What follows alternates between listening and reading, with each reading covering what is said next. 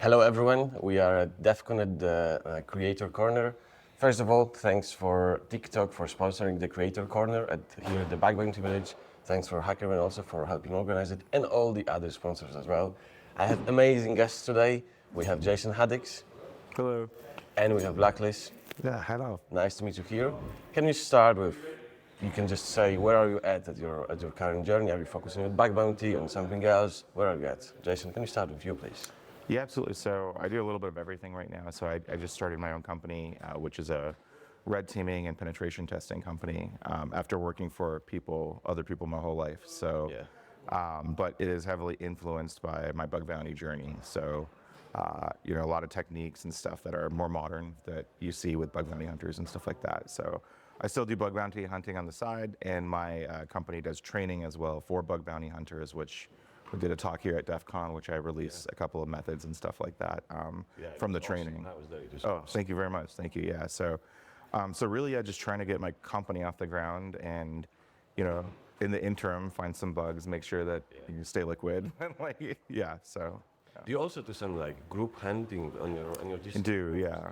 So, so people who come to the course, I think we've had about at this point maybe 250 or 300 people come to the course.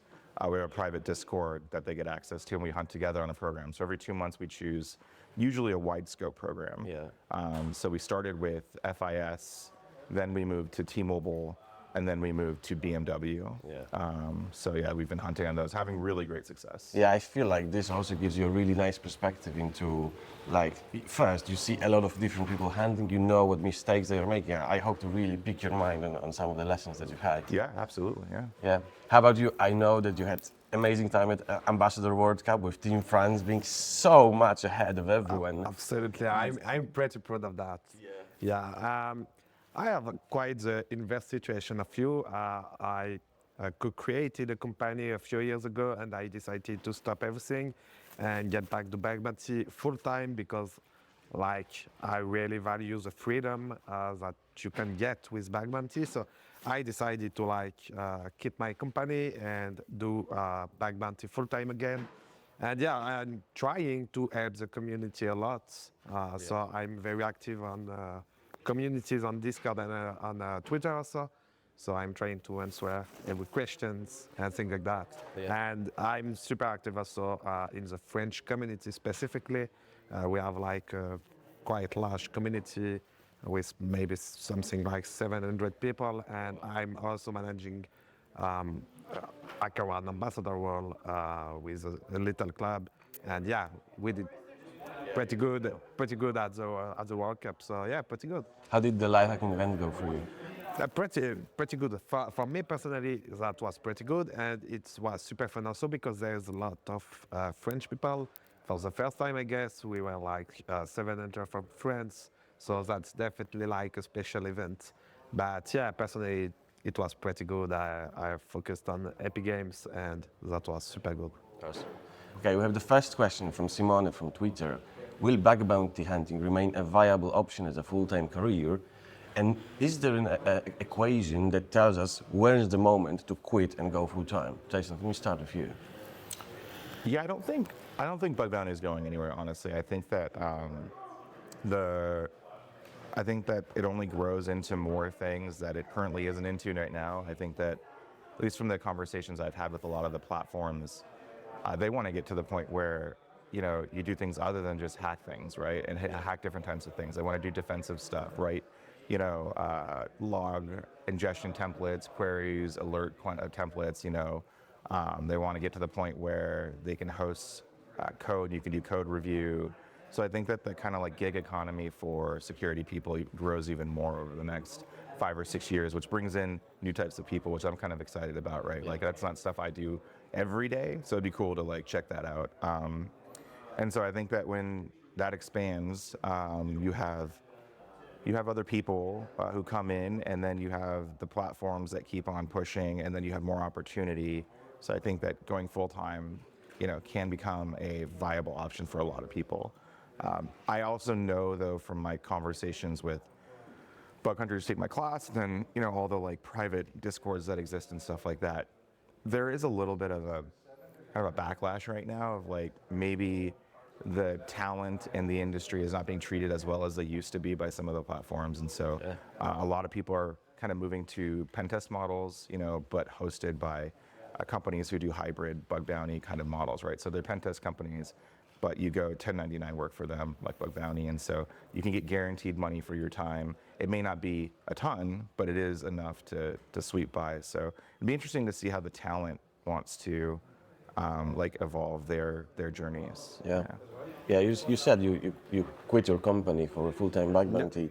Did you look for a specific equation, as the question said, of like, okay, I have this many bugs, this many savings, whatever, now I can quit? Or for you it was just... I was doing bug bounty for a long time. It was like a side of my job. I knew that it was already profitable, and I think that's quite important because when you're doing bug bounty full time, you're like relying on like your own rentability, and you need to have some success. That's quite important because if you are not sure about that, that would be a super stressful job doing bug bounty full time with like you're not sure of getting enough money or something like that. That could be quite stressful, and definitely you won't like the job of doing bug bounty full time if you don't have like a bit of savings, maybe 1 or 2 years of savings or something like that. That's definitely maybe not a good idea to get to full-time bug bounty. So yeah, I'd say one thing that is important is having some savings, and I've tried maybe for a year or something and see if you're getting enough money to just come there. I'd say that's pretty much important. Yeah, of course. Another question from Nate. It's actually very relevant because I created the content here yesterday with Matan, who's 16 years old and has crazy bugs. And the question says, many successful bug bounty hunters started their journey into hacking at a very young age. Do you think natural talent is essential for success in bug bounty, or hard work and determination can be enough? I think hard work and determination can be enough. I've seen plenty of people who are older crush bug bounty. In fact, some of the people at the $1 million hacker mark are very old. They're and then there's more of those $1 million hacker people if you were to count all the platform work that they do on all the different platforms, right? Like the $1 million hacker work is usually a hacker one thing, right? But many people have crossed the $1 million mark, across all platforms, and they're in there. Like Mark Litchfield's a good example, right? Like he's one of the best at SQL injection in the world and kind of account takeover bugs and access bugs that I know. I've met, I've talked to him, I've interviewed him, and I think he's upwards of like 50 or something like that. So I think it's hard work and determination. I think it's also one that's not talked about in that is that also like you could start late and still be successful if you grind.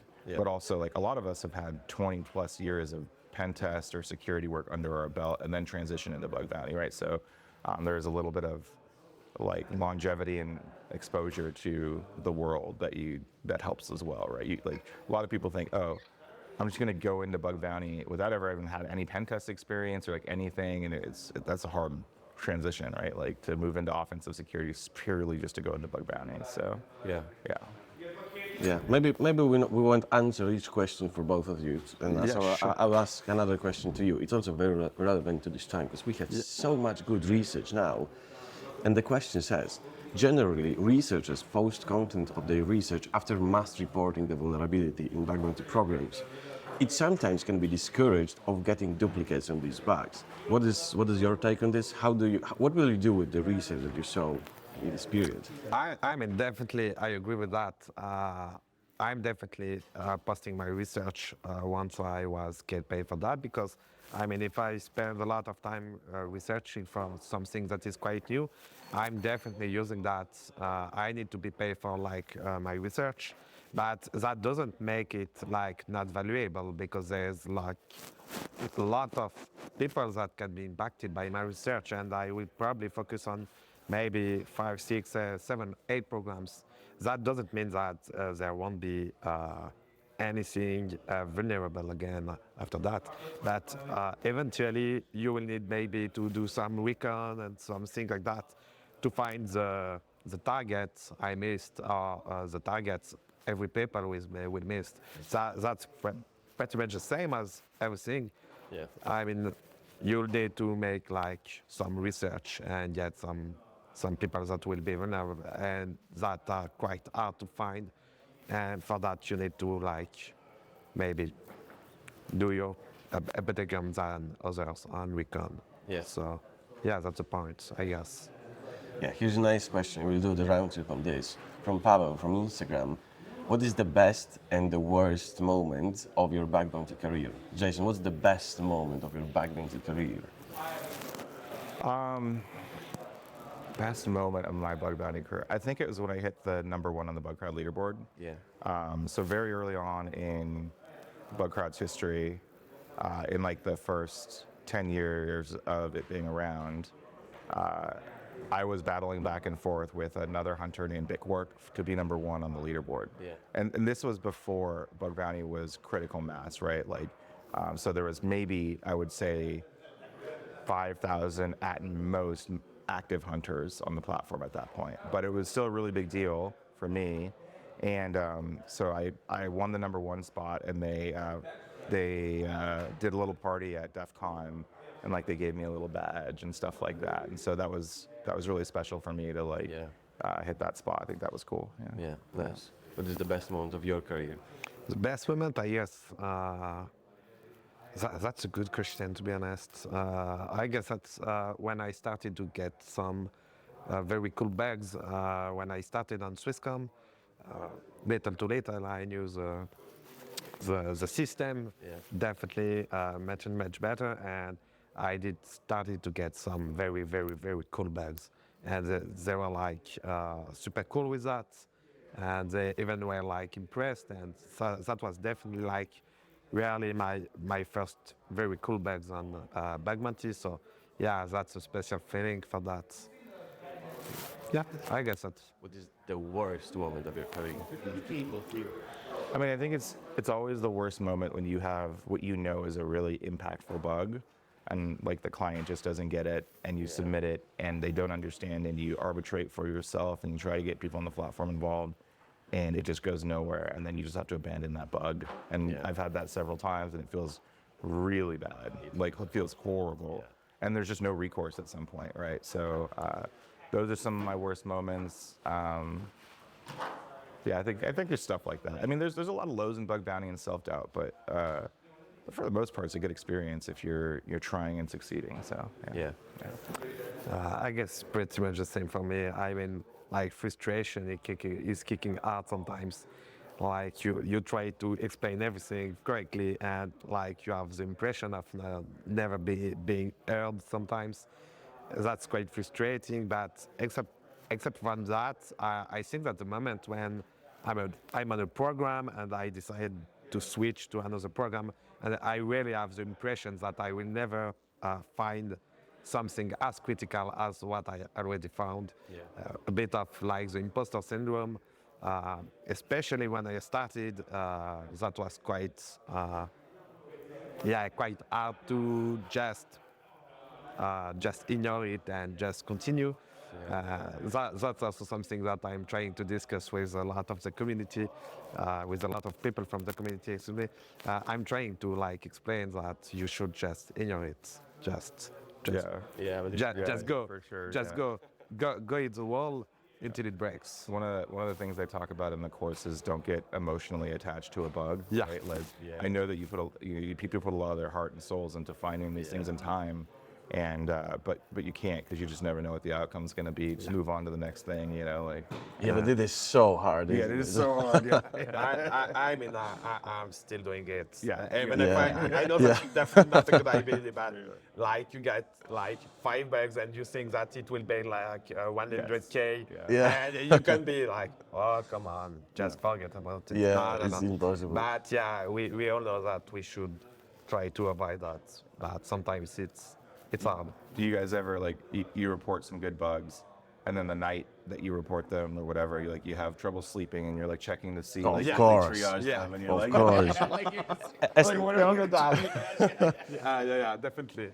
Yeah. Definitely. Happened to me like 1 month ago with some crazy bugs. I did this with the LHC, but especially that for us in Europe, I guess you can relate. The triage often happens in the night hours. Yeah. So when I have like a really good bug and I really want the response, I'm like, if I wake up in the night, I am looking at this email. To be honest, I say that I'm trying to not be emotionally attached to my bugs, but I still have like a special inbox in my mails, and that's like the only notification that can wake me up during the night. I'm closing all notifications except those ones because I want if I get a bounty.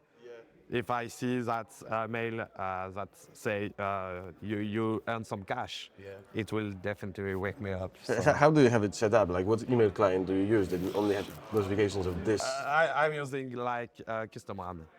Yeah, I have a custom one that just put everything, filters, and just throw me some notification with some nice effect. If it's on my computer, I have some nice effect with dollars. And things like that. Oh, I wish I saw this now. Yeah. It's like the HackerOne leaderboard when someone scores Yeah, something. yeah, like cash flows. Pretty much the same. Yeah. Yeah, and the sound as well. Yeah, like, yeah. oh, is it me? Is it me? Is it me? I have something fully custom. Yeah. Very cool. I'll answer this as well, because the worst moment of my career was during this event after like 1.5 weeks into the virtual phase. I had no bugs, and it was my first event. And I was like, oh no, they will never invite me again. I feel so bad. The guys at Live Hacking Events are so good. I know nothing. And the best moment of my career was 1 week later when I actually found some bugs. Ah, there you go. And then I came here and I discussed with everyone, and I learned so much during this event. Yeah. So like my worst and best came 1 week apart. Yeah, that's definitely a good point because it happened to me also. Yeah. Going to a live hacking event with nothing, and I was like, damn, there's a lot of people finding a lot of things, and I'm not finding anything. Yeah. And yeah, that's pretty hard to manage, but finally, I mean, we're quite successful. So, so sometimes it works, sometimes it just doesn't. Yeah, it's just you have to keep at it, and, Yeah. and it somehow works. Okay, next question from David from Instagram. Is bug bounty getting progressively harder or easier as the years go by? Maybe start with you for a change. Yeah, for me, it's like just always the same things. We need to evolve with the new techniques and the new content, the new technologies, and it's pretty much always the same. If you do learning constantly, that's the point. It will be quite always the same, I guess. We saw a lot of more protective things. There are always some new technologies to protect things better, but we also found a lot new techniques. And if you just stay constantly at a good technical level, I think it's quite like always the same thing, always the same level. I think it's hard. I don't want to lie to people, right? Like, bug bounty is hard. It is much harder than what a lot of people come out ready to experience. So like, I remember the transition from pen testing web apps full time as a job, and then trying to do bug bounty and realizing like, oh, like a lot of the bugs that you find in pen tests are either not payable or you have to chain them to get like way more impact. And then some of the bug classes are just not available on customers who have had a running bug bounty for a long time because they've already been remediated, all that like kind of medium hanging fruit or whatever. And so it is harder. And so like if you expect to come out of, you know, like doing like a SANS course or like, you know, having like your CEH or something like that or some kind of training and just like kill it at bug bounties, it is a little bit of a rough awakening. Like, it is much harder than that skill level. But once you put time into it, and I sincerely believe this, success in bug bounty is based on the time invested. Like once you become an expert of any of the applications or technologies that program is asking you to look at, once you become like a power user of their app, like there are places where no other bug hunters will have tested. And eventually you'll find that and you'll find bugs and you'll find success, but it takes a lot of time. Yeah, I can 100% relate to this. I was a pen tester and I was like, I know a lot of vulnerability classes. I'm studying bug bounty reports. I'm reading write-ups, and I kind of know what they are finding. And I was like, yeah, will be easy. And then I was like, it is not as easy as I thought. And also I had to at the same time like creating channel and stuff like that. I had to learn all these business sides too. Yeah. I was like, yeah, I can do both at the same time. Not a problem. Turns out not so easy. So I had to like just focus more on bug bounties, and now it makes it work. Yeah. But I was surely not expecting it to be. Bug bounty is definitely hard. Definitely hard. The only point is people think that there's like a lot of other people that are killing it, but in fact, we are not so much people that are really successful in bug bounty, and that's not for nothing. That's because it's definitely hard. Yeah. You also have the social media effect too, right? Like you think that there's on any given open program that's open to the internet, that's public, you think that there's thousands of people looking at it. I've been on the back end of a bug bounty platform, and at any given moment, it's not thousands, it's more like 50 or 60 at a time. So there is still opportunity there. But what you see on social media is everybody saying, oh, I succeeded at this program, I got 20K. And then you'll like get discouraged and you're like, I'm not even gonna hunt on that program. It's probably already taken care of. And it's like, that's actually not the truth most of the time. So Yeah, I had a question saying pretty much this. From Jacob with the email, I approached bug bounty a few times. Usually after 2 or 3 evenings of 2 or 3 hours, I'd give up after not finding anything. And at the same time, I see other people finding bugs on this target. How should I deal with this? Start with you. For me, it's quite easy, and to be honest, I saw that a lot. I had some brilliant colleagues from pen testing and things like that. They were like super technically good, and they were like doing bug bounty, and they failed completely. The reason is if you spend like hours or just a few days, yeah, sure, is that you won't feed anything. I mean, generally, I can spend like years on a target. So yeah, definitely with people that are like spending months, years on a target, yeah, for sure, you won't find anything in a couple of days. You need to like build some knowledge. You're like attacking some mature programs. Like if a program have a bug bounty program, they definitely like aware of like the common pitfalls and things like that. So yeah, definitely you will need to like get some knowledge about the app. So you will need like weeks, at least weeks, months, maybe years to get efficient for a bug bounty program. So yeah, if you just take a few hours or a few days and then you just give up, yeah, definitely that's not a good strategy for me. Yeah. I think that there's some well, I mean, that is definitely true what he's saying in the email, right? It's like you can put a couple hours into it. It depends on the type of application, right? So like if there's not a lot of functionality to an app and you look at it for 2 or 3 hours and, like you've gone through like, common content discovery, you've looked at all the JavaScript and analyzed all the routes, there's no bypasses to anything, there's no injection, they're using, up-to-date everything, right? Well, then that's kind of it, right? Like, and you can move on. But for big applications, like, that serve multiple customers, have tenants, that are SaaS programs or something like SaaS products, you need to spend weeks to understand the product. And then there's some shortcuts, right? Like, so like one of the things we talk about is like, and other big bug hunters do to find success is like, there are functions of an application that are usually paid, right? And you can pay money to get access to features that probably nobody else has tested if you're willing to invest something up front, right? So this is a big, Zishano move. This is a big, like a lot of the big hunters will pay for access to the premium tier of the product that has extra features, and those extra features have never been tested before. So you can find quick success sometimes on those features. But yeah, like the deeper you get in the application, the more success you're gonna have usually, so yeah. Blaklis, how do you deal with JS files? What tooling do you use to analyze them? And especially like modern single-page applications with a lot of capabilities outside. I mean, I'm quite a monkey for that. I mean, I'm still doing everything by hand.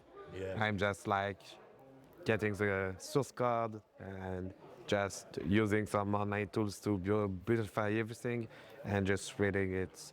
But I'm friend with Kevin Mizu, so I will start to use The Logger plus plus. yeah. So that's okay. I will start to use it. So definitely I have to get my hands I will try to play a bit smarter because I'm doing everything by hand. The only tool I'm using right now is just Burp and a browser. Yeah. So that's pretty much for me. Yeah. I'd like to. Yeah, you want I, to mean, add something? I got an answer for that one. Yeah. Sorry, I know we're trying to bounce back and forth. But, No, go ahead. Go ahead. so in the class, I wasn't very good at JavaScript analysis, and I wanted to offer my students a really great module on analyzing JavaScript. So we did like a tiered approach, and I dove into it for like 3 months and researched like what to. So you know, for unobfuscated JavaScript, right, with something that's not packed, that's not chunked and stuff like that, or is just raw JavaScript. Like JS Loose is my favorite tool right now, and the burp extension that instruments JS Loose across JS files is fantastic. It'll automatically pull out the routes, all parameters assigned to those routes, what the requests look like. It pulls out a bunch of data for that. So JS is really good on unobfuscated JavaScript. For obfuscated JavaScript, a lot of us are switching to JS Weasel, which is a paid tool. But it is super fantastic because it does automatically like apply source map files if there's stuff to get it back to raw JavaScript. It also creates that sidebar that usually you'd have to control F to like find all these references to like routes, other protocols being called, post messages, all this stuff. It's all in the sidebar broken down for you, and you just click on a JavaScript file and it's like, here's everything. And so I really like JS Weasel.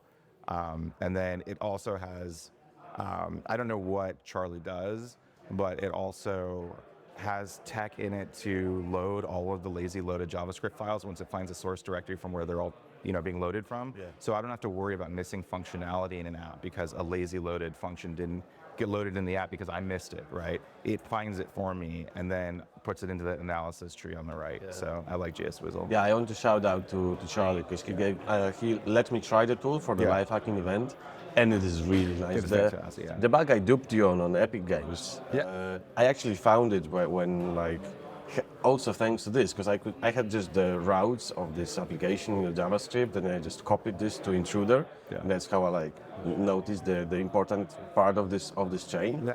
So it's like it saves a lot of time. So now I'm like, thanks Charlie for letting me try the tool. Yeah, Jason, I'd like to pick your mind a little bit on the people you see starting the bug bounty career. If you would, well, the question says, if you start bug bounty today, what would you do differently?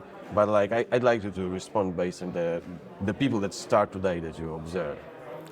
I think it goes back to the last question. I think learn JavaScript early, right? Like modern web applications these days a lot of them are front-end JavaScript frameworks and then back-end APIs.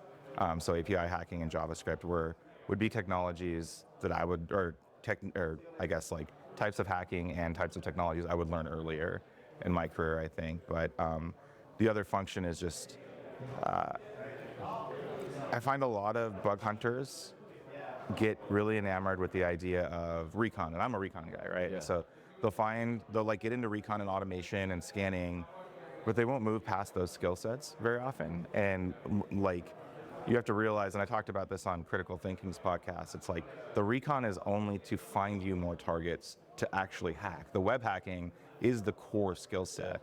Now, I have a lot of success in finding shit that people leave online that they shouldn't, right? Yeah. Because I'm really good at recon. Yeah, I guess I have so many notes from your talk, and it's just a 90-minute talk, and I'm like, wow, I'll spend all day running these tools. When do I hack? Yeah, exactly, right. And so, at the end of the day, so you get these hunters that are, I did all this recon and scanning, and then they're disappointed after they've done all this work and it doesn't yield any payouts, right? Because it's like at the end of the day, you have to go hack the website, which is, a whole domain of website hacking or some kind of technology hacking. And so, like even if you're following me, right, like understand I do the recon first of all because I love it. I'm in love with finding like stuff that gets left out on the internet. And second of all, I do it to get an advantage to hack, right? It's not do it just to do it. So I find a lot of people get stalled in that trap, I think. Yeah, I certainly have as well. When I tried like a lot of recon, I expected the Recon to just give me bugs almost Yeah, without any and it hacking. And doesn't. I Yeah, expected yeah. just the SQL injection in the search bar to be there. I'm like, oh no, come on. Why does it not work? Yeah. The next question from Goatsniff, I will answer this because I don't know if you can add anything. Is the digital nomad lifestyle the ideal lifestyle for a bug bounty hunter? And it is ideal, but you have to balance it out because the thing is, if you're living in wherever your base is like 100% productivity, you have to accept that when you travel, you will not be at your 100%. You will not have your environment. You often do not have the external screen, your desk, your chair, whatever. Also, if you're traveling and you are like want to be somewhere for a while, you will naturally like do more things off the computer, which also impacts this. So for me, I do at the moment like travel for winter, but not for the whole year because I have to balance it out. Like when do I want to focus on bug bounty? I want to like also do bug bounty, but I know that when I travel it will be a little bit less. So it can be ideal. Obviously, with like the flexibility of bug bounty, you can be anywhere, anytime. You have no meetings, so it's hard to find a job that's like better suited for the digital nomad lifestyle. Absolutely. But you have to accept that if you do it a lot, you have to balance it out. Like how much do you work and things like this. Because for me at the moment, like the priority is getting better at bug bounty, and being in Argentina for 3 months is super fun. But if I want to like be laser focused, I'm better out like just being at my home and not doing this. So it is a hard balance to find, but I'm useless without my home machine. Like, Yeah. I have like 6 monitors, and I know that's Oh, wow. ridiculous, right? Yeah, I know. But if I don't have if I don't have at least 2 monitors, one monitor that's primary burp and one monitor that's the application, I'm like kind of useless. Yeah, like I went to the Apple's because in Poland we don't have the Apple Vision Pro to test it because there's no Polish language in Syria and stuff like this. So I used my opportunity here to like see it, and my main use case is not. They were showing me like showing videos and different photos and stuff like. And the functionality I'm interested in is like to have the external screen with my MacBook Yeah. when I travel. Yeah. And there wasn't much about it in the demo, but yeah, it would be cool. It would be very useful. I mean, that's the difficult point in live hacking event is that you just have your laptop Yeah. with one screen. Yeah. And definitely it like makes the productivity that's definitely a bit harder than being at home with my setup and everything. I love that HackerOne though has done it at that esports arena the last 3 years, and they have monitors there. Yeah. So you can if you get there early and get a seat, you can get an extra monitor. Yeah. So. That's the goal. You need to get Yeah, that you need to get early. Yeah. So, and it's definitely quite hard in Vegas, right? Yeah. To be honest, I was surprised because at the live hacking event, I barely saw anyone using these external screens. Oh, when I walked in on the second day, at least in the front part, I saw a ton of people using the external screens. I was like, the people were sitting at the desk. I'm like, oh yeah, it makes sense to use the screen, and I don't think they were. There was no HDMI cable. Oh, no cables. I had one, but a lot of people didn't. Yeah, so okay, that explains. That it. was the reason, I guess. Yeah. Okay, Jason, question to you from DDRD on Twitter. Bug bounty revenue is inconsistent. How to switch from bug bounty to red team or penetration testing, and how to find clients? Yeah. So I'm relatively lucky because I've spent the better part of my 20-year career in offensive security, speaking and doing research and doing public talks and building a brand. Oh yeah. And that's not a lot of people. That's not a lot of people. Like a lot of people don't like to do that, right? But it's a lot of extra work. Like it's a lot of writing. It's a lot of being on camera, answering questions, research time. And so when I built the course, luckily I had that brand and people came to it. And then word of mouth from the course got around saying it was good, and then people started coming to me for work. They were like, hey, I took your class, or I heard someone took your class. It was really awesome. We want you to do our pen test, our red team. We want to consult with you on like X, Y, and Z and stuff like that. So it's really word of mouth referral for a lot of my work at my new consultancy. So, I mean, if you cut your teeth on bug bounty, you will certainly be able to do like most modern web app pen tests. So the skill set, graduation is actually not that hard. But other than that, I think that I'm a big believer that if you go out and put good things into the world, good things will come back to you. And so, you know, I go to a lot of conferences and speak on my experiences. I give away most of my methodology for free in talks a lot of times or in webinars or whatever. And I think that that goodwill comes back to me when, you know, someone who's much younger than me has gone through some of that content, be like, oh yeah, I saw your stuff, and then this year we're looking at doing a pen test. Why don't you come do our pen test? You know, and it's like, I know that's not the traditional sales cycle, but that's just how it works for me. So yeah. Question to you from AMR on Twitter. Have you ever encountered a bug that you knew existed but just couldn't exploit it? Of course, I mean, I was. I mean, that's quite the goal. I have a lot of bugs that I was sure it wasn't exploitable at all, but then I'm spending a lot of time on them. I have a very good example. I had like a very small bug on an app, and I decided that maybe it was like better, and I decided to spend a full month on it, and finally on one bug. yeah. And finally, I did get remote code execution, and it was paid like 75K. So, but that would have been possible. That it was just nothing. Yeah. So you always take the risk. But yeah, I mean, there's a lot of things that I never was able to exploit, and I even tried to like share with some people that maybe have different skill set.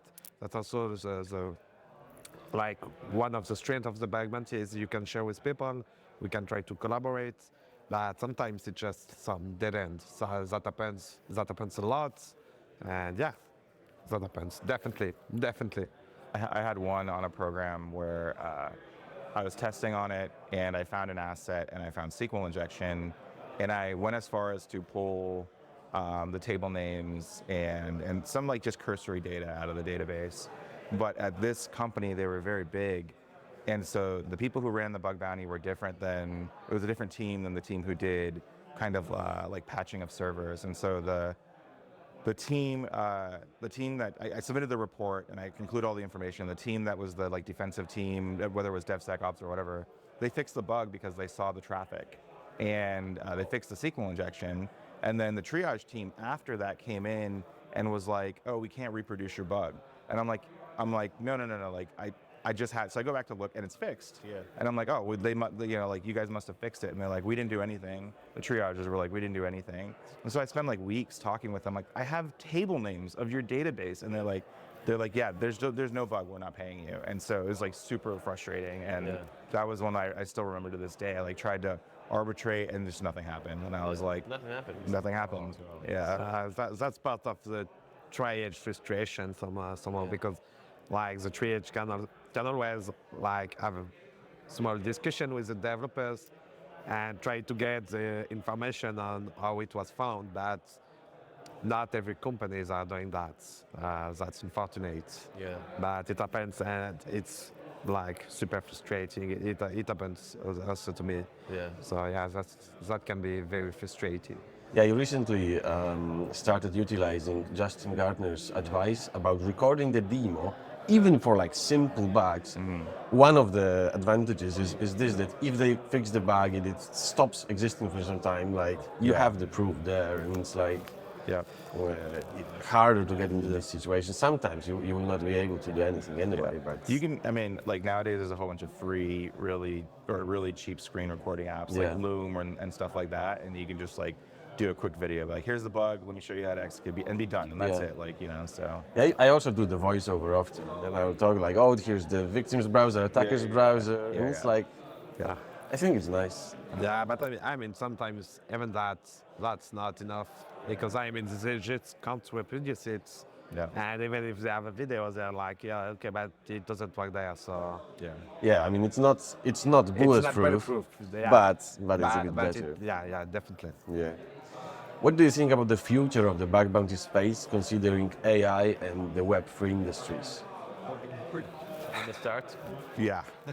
So I did a talk last night called The Dark Side of Bug Bounty, and one of my slides was about how platforms are utilizing researcher attack data and training AI models with it to build their own vulnerability scanners and threat feeds that are going to go out as products to their customers. Yeah. And I think without paying the bug bounty hunters for that research, I think it's very unethical to train on our data and our research and then just give it away.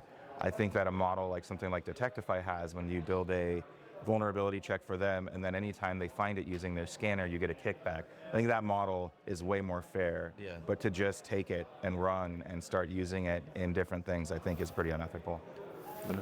I agree with that. For me, AI is just a tool.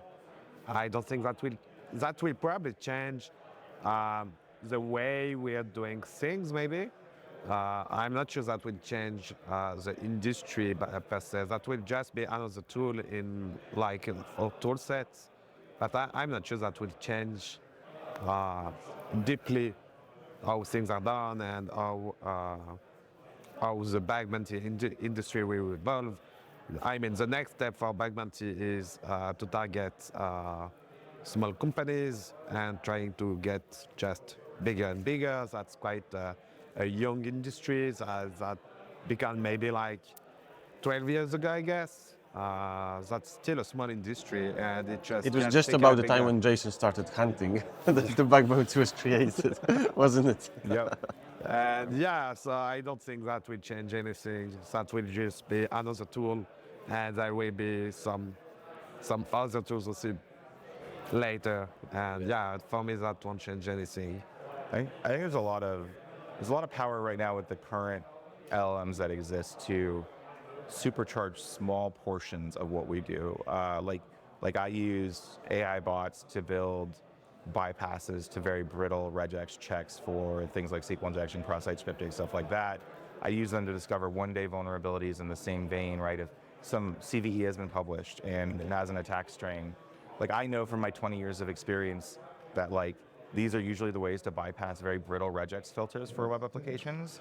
And so I know like I put those into a bot, and then the bot gives me a list of attack strings based on the CVE to try to bypass the original protection that they patched. So I'm using it in like small little bite-sized things like that. I did a talk at Ben's NahamCon on some of the stuff I do with it. So. What is the most complex you've discovered? The most what? Most complex. The most complex Bugs. bug? Yeah. Good question.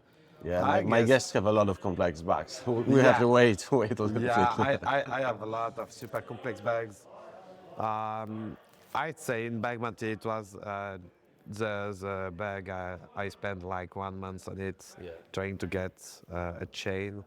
I guess that's my most complex code. It did go from blind SSRF to SSTI, 5 writes, 2 0 days involved in the thing, and finally RC. So yeah, definitely my most complex chain, and it was like maybe 1 month searching for it for 8 hours a day for like 1 month. Definitely my most complex chain. Yeah, what did you do with the blind SSRM? Did you like find some internal domains? Or I found that in fact the blind SSRF was like some PDF, HTML to PDF conversion. So I saw that finally it was like a sort of blind XSS inside the renderer. And finally I did, like I was able to just execute the context of the URL, load some XML file, and it was like a specific PHP library that was like doing the conversion. So I found 0 days on it. And it was also using some other libraries, so I also found some 0 days on it. And yeah, it was quite complex, to be honest. And I was super proud when I did get SE after like a month. And the program was also super cool because it just told me, yeah, just go for it. To search, for now that's like not super important, but if you think that you can get something better, just do it. And the flow was there for like an entire month, because I'm pretty sure they were like, okay, he said that maybe there is something more complex and something like more impactful, but they were like not super. I'm not sure that they thought that I was able to get SE at some point. I'm pretty sure this don't, no, that won't happen, but it definitely happens. So yeah, definitely my most complex thing. Yeah, nice. Well done.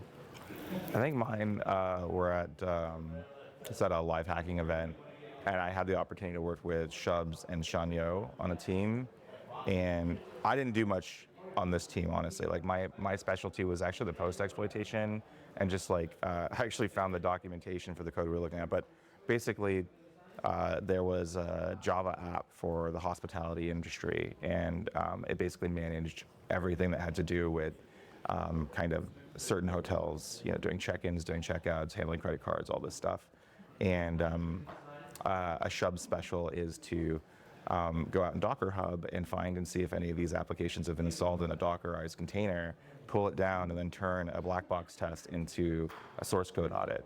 And so we spent, I think, 3 weeks tearing apart this Java app, and we got a CVE, we got like 3 CVEs for it. We found somewhere along the lines of 42 RCE in this app of different types of XML injection, XML entity injection, SQL injection, login bypass, all kinds of stuff. And then we used those bugs to pivot onto the internal of the network of the client, and we could pretty much had full access to the client. So, so that was one of the funnest experiences. Again, I only played a small part in that. Shubs was the mastermind behind a lot of it. So, yeah.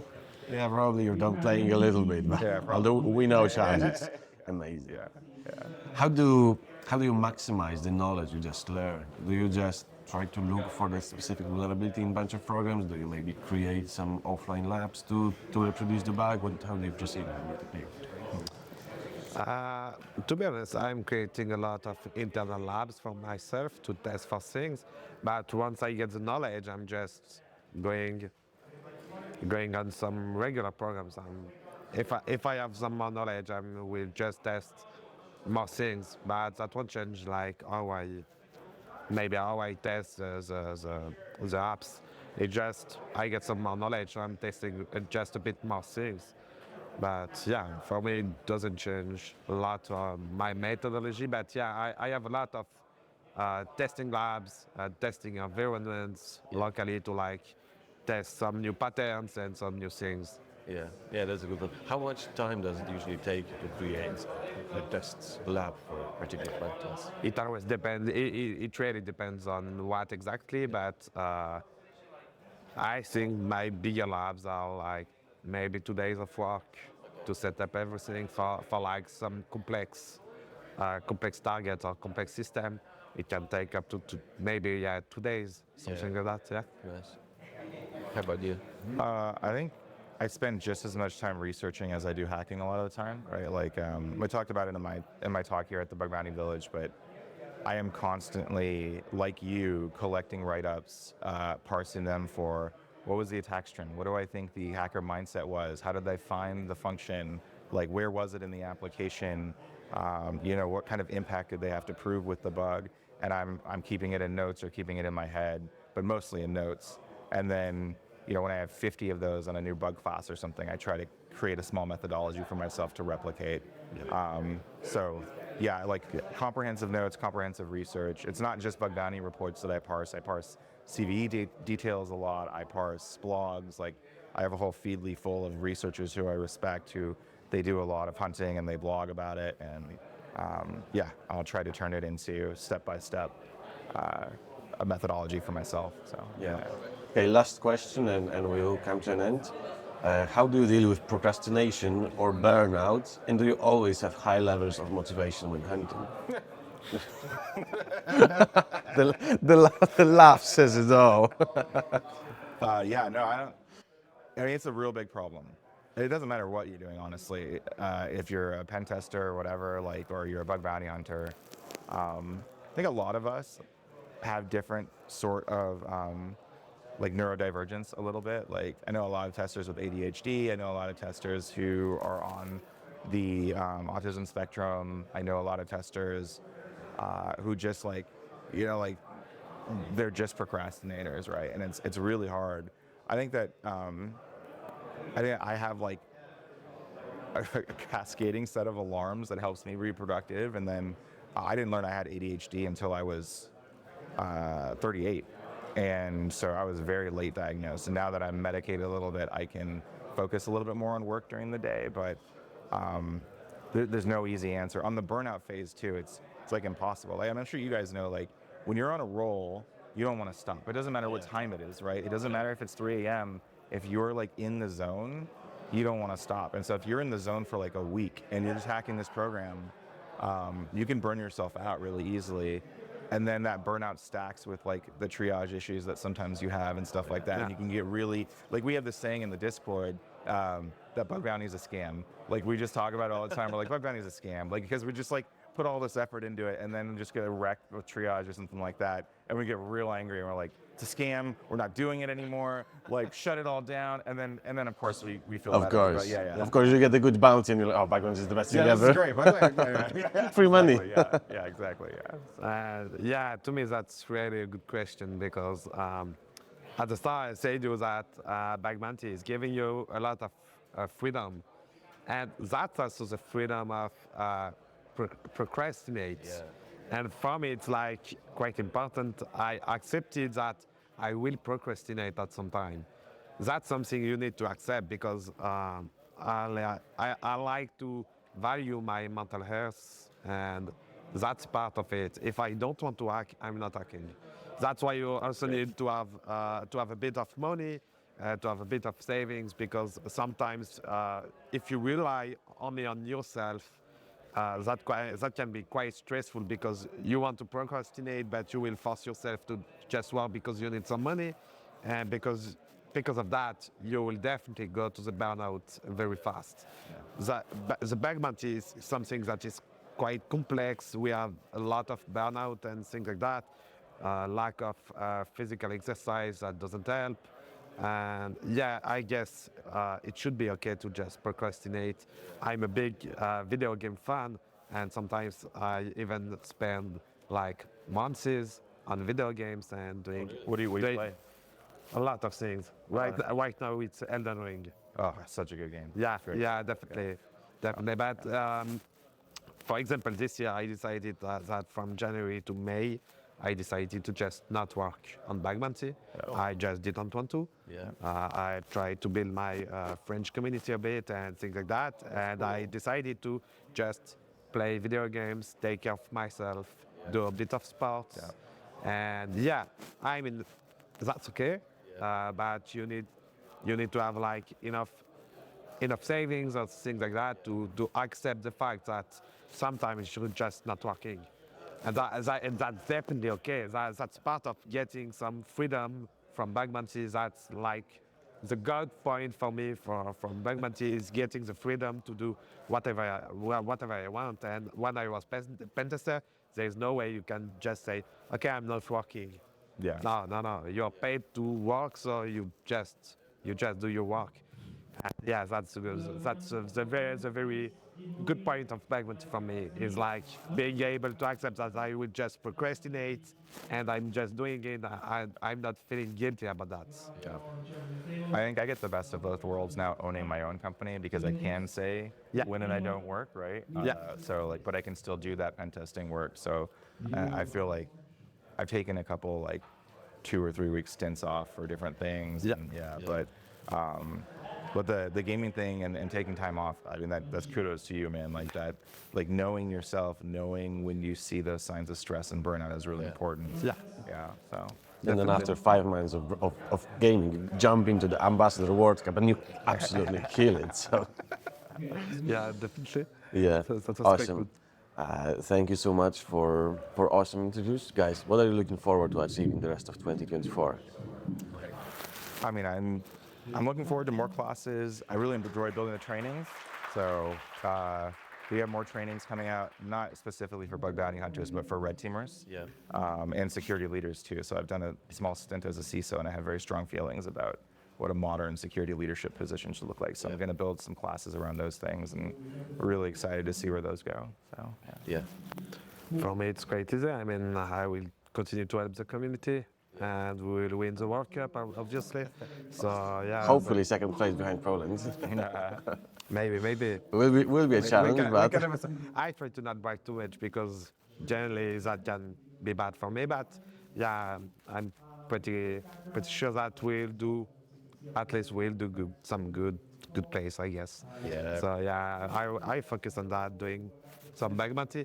I just started to get back to Bagmati like a couple of months ago. So yeah, the objective is to get some good bounties for this year. So yeah, Awesome. it's a goal. Yeah. Thank you guys so much. Thank you for having us. Thanks a lot.